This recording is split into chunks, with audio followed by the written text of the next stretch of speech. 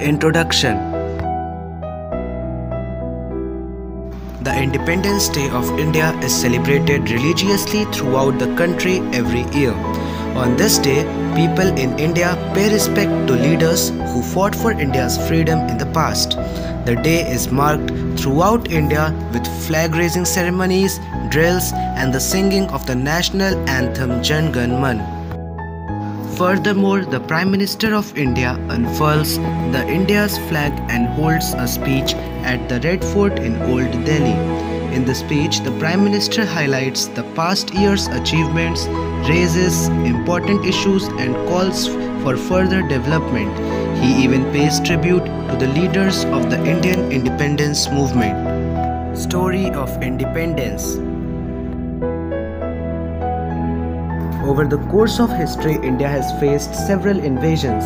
While most of the invaders made their intentions clear right from the word go, the British managed to bring India under their control through a business venture.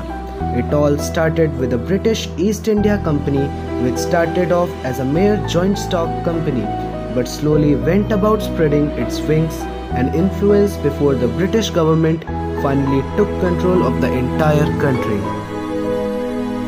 The history of British colonialism.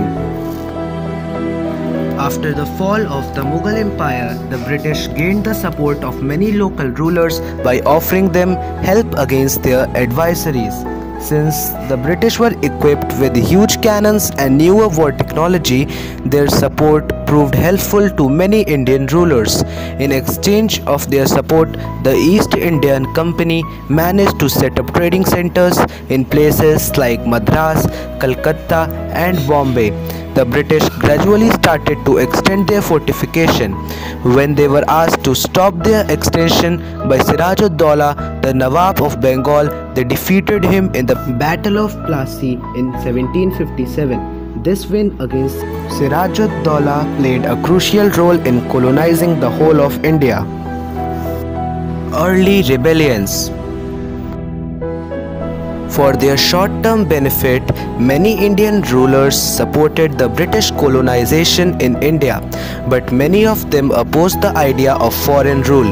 This created a conflict between Indian rulers, which was further used by the British to their advantage.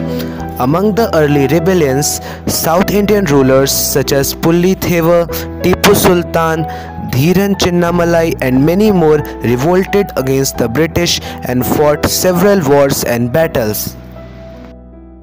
While the British managed to defeat bigger rulers like Tipu Sultan via local alliance, they did not have much difficulty in suppressing local tribal rebellions. The British not only used better weapon, but they also resorted to devised tactics like the divide and rule policy to consolidate their rule and might.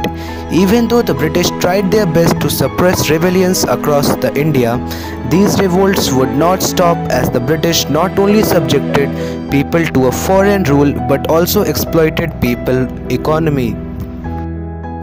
Revolt of 1857. Often referred to as the First War of Indian Independence, the Revolt of 1857 was the result of a series of incidents, but the immediate reason for the revolt was the issue of greased cartage. The East India Company mistreated the Indian soldiers and discriminated between them.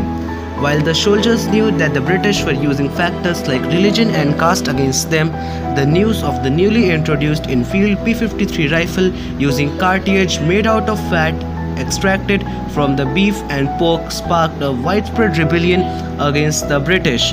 Since consuming beef and pork is against the religious beliefs of Hindus and Muslims respectively, this convinced Indian soldiers that the British were trying to convert them into Christian. This, along with many other factors, played a crucial role in the revolt of the soldiers. At the end of the war, at least 8 lakh people, including many civilians, were killed.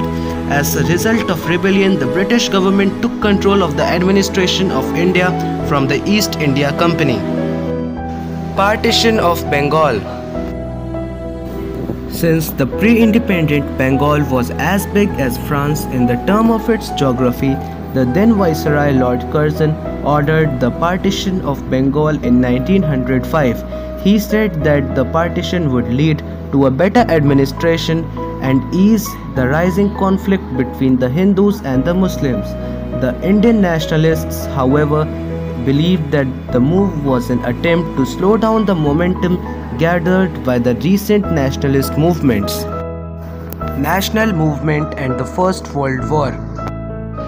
National movement started picking up at the end of the 19th century, and by the turn of the new century it had gathered a critical mass which would propel it further in the coming years. More and more people were joining hands with the nationalist leaders and the Congress to raise the demand of self-rule.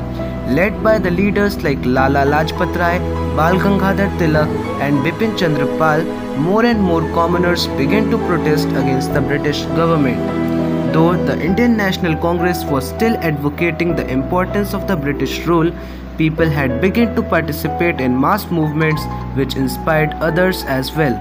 Meanwhile, just before the beginning of the First World War, the British government had promised special benefits to India in return of their support during the First World War. As many as 1.3 million Indian soldiers were sent to places like Middle East, Europe and Africa to fight for the British in the First World War. Arrival of Mahatma Gandhi. Mahatma Gandhi had mastered the methods of civil disobedience through non-violent means in South Africa, where he worked as a barrister. In 1914, many political prisoners were freed by General Jan Smuts, thanks to Gandhi's non-violent protest. Impressed by his methods, a prominent leader of the Indian National Congress, Gopal Krishna Gokhale, requested Gandhi to return to India and join the national movement. Upon his arrival, Gandhi joined the Indian National Congress and accepted Gopal Krishna Gokhale as his mentor. He then went on to establish Satyagraha Ashram and led a Satyagraha campaign in 1917. Azad Hind Fauj.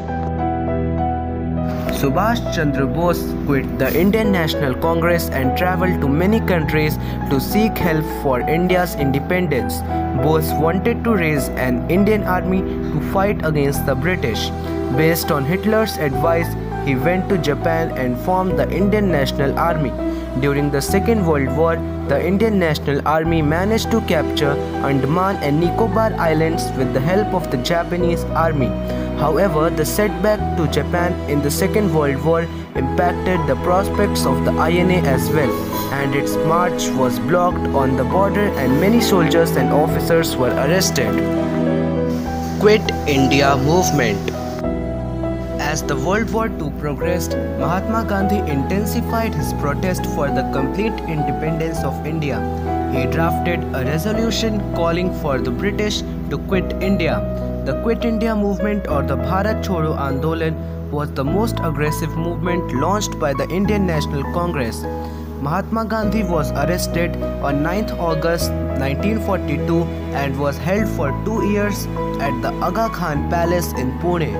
The Quit India movement came to an end by the end of 1943, when the British gave hint that complete power would be transferred to the people of India. Gandhi called off the movement, which resulted in the release of 1 lakh political prisoners. Partition and independence of India.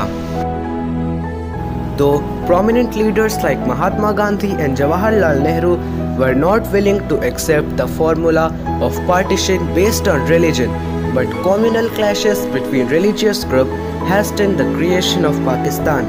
The independence cum partition proposal offered by the British Cabinet Mission in 1946 was accepted by the Congress. Sardar Patel convinced Gandhi that it was the only way to avoid civil war, and Mahatma Gandhi reluctantly gave his consent. The British Parliament passed the famous Indian Independence Act 1947, and on August 14, Pakistan was declared a free nation. Few minutes later, at 12:02 am, India became a democratic nation, much to the joy and relief of the entire Indian subcontinent.